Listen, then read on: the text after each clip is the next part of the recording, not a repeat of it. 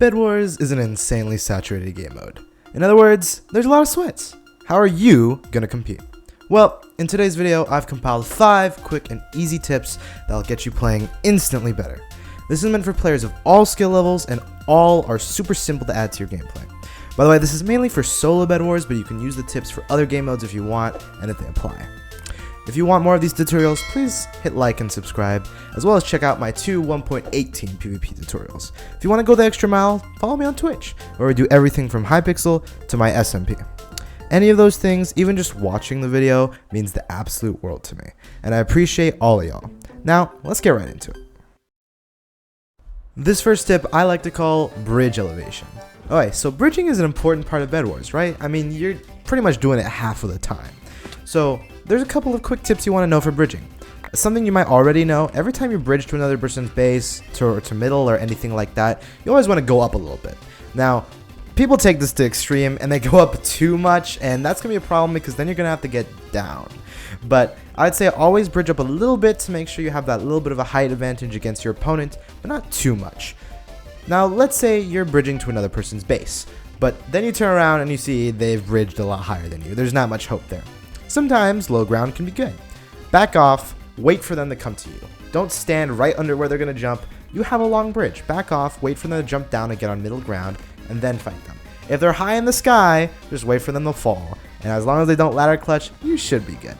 Now, if you're the one attacking, and they're going really high into the sky, don't get caught up with them. You're on another level. Be big brain. Just go under and around. There's a whole bridge. You can do a block clutch, or even you can just slow bridge around them.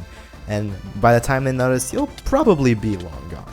The last part of bridge elevation I want to talk about is ladders. Now, I'm not going to ask all y'all to go ladder clutching around, but ladders are important for 2 other reasons. One, they pretty much get rid of your knockback. So if you're going to go into a bridge fight in the air with someone, put a ladder in front of you, climb onto the ladder, and while you're hitting them, you'll barely take any knockback at all. The second reason to use ladders other than clutching will be to bridge up in the first place. Let's say you want to, get high ground really quickly. You can build up 2 blocks. 2 blocks up, 1 to the right. 2 blocks up, 1 to the right. And then the next time you come back around, just put a ladder on every double block and you will be having twice the height. Or, you could just ladder clutch. That works too. Now, my second tip for you guys is going to be pretty generalized, so we're going to try and make it a little bit more specific. Game sense is one of the most important parts, if not the most important part of Bedwars, and the more you play, the more you're going to get it, the more you're going to know when to do things, when to get diamonds, when to get emeralds. But a little subclass of game sense is going to be your item order. What items should you get? When should you get them? So here's just a few quick tips about that, and we're going to put that into one section here called item order. So, in solo Bedwars, which is the mode we're talking about mostly today, the first thing you're going to want to do is get 4 iron, and the second you get 4 iron, go ahead and buy blocks. Just instantly buy blocks and cover your bed in wool. After that, you're going to want to bridge a little bit. I know you only have 8 blocks, but bridge a little bit towards the enemy team. Then go back to your generator. So you can save some time. Look at us, we're saving time. Get the rest of your iron and get blocks. If you want to use your gold, get TNT. TNT is helpful, but you don't have to. Or you can get ladders, also not necessary, but it's helpful. Then you bridge all the way to your opponent, take him out, and then you can figure out what to do from there. Now, buying things. Tips for buying things. In general, here's one thing a lot of people don't really get.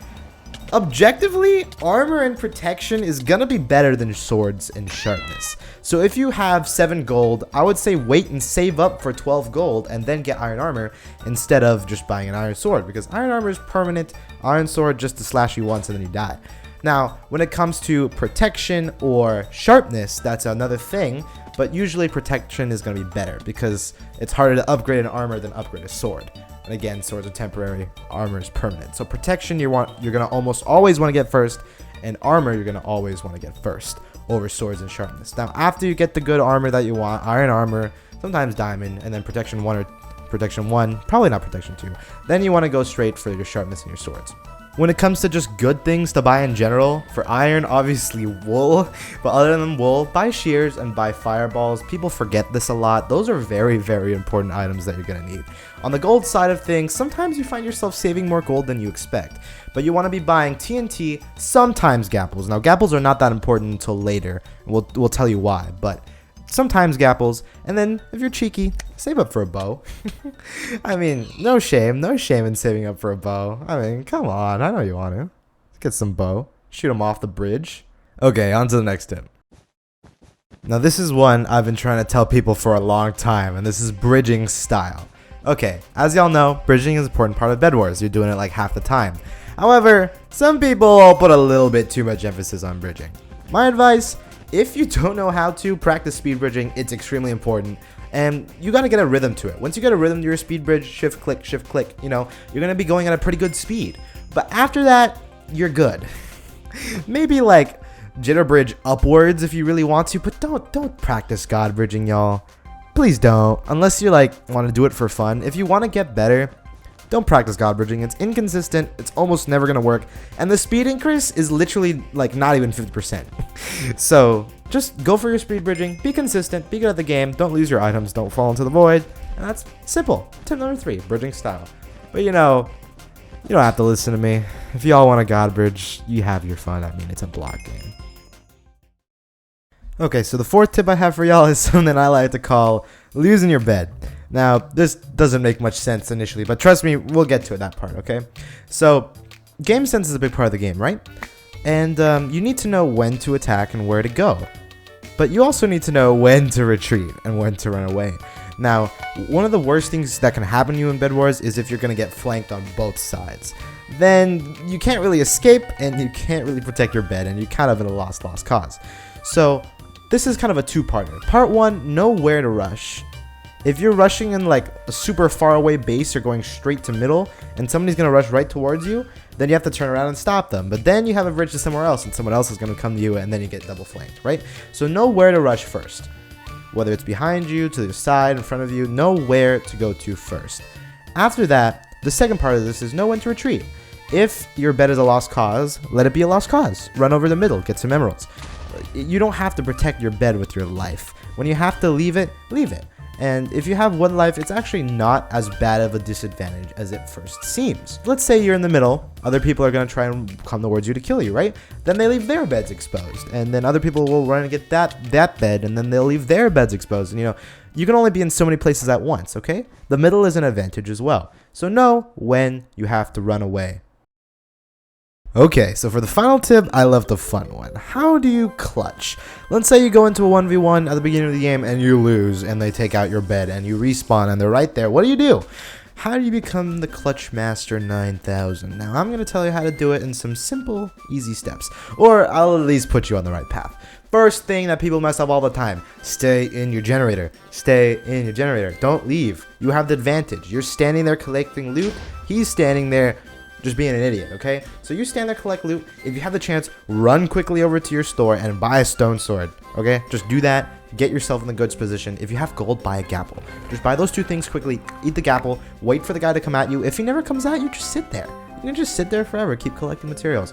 But if he does come at you, try to win that 1v1 fight. You'll be gapped up. You'll have a better sword. You should be able to beat him. And if you do, then here's what you gotta do. The essential items are going to become doubly important, okay? You want to get double the blocks, ladders, TNT, and fireballs than you would normally get, okay? But don't all do that in one sitting. Get a whole bunch of blocks first, and then run out, okay? And now here is where gapples have their time to shine. Since you have no bed, gapples are not going to be extremely important. You want to pre-gap before fights, you want to gapple after fights, you want to use that a lot. So after you get a few blocks, some extra blocks to run away from after you do the 1v1, run in the other direction or run towards middle, but I would recommend running in the other direction, and go to another base, get the generator in there, buy the stuff you need, and then run the middle. Once you're in middle, just, you know, run around in circles, collect your emeralds, get enough emeralds to be Jesus, and once you become the god level man himself, just sit it out and wait. You don't have to do much. Just wait until there's 2 people left, or 1 or 2 people left that's not you, and then go take them out. Because you're going to be so much more stacked than them because you've been consistently running around middle for half the game that you're just going to have so many things. And remember, always get ender pearls. These things are extremely important. More important than diamond armor. More important than potions. These things are what you want to get. Ender pearls, okay? They're going to save your life so many times. And you're going to look epic doing it. And that's my final tip.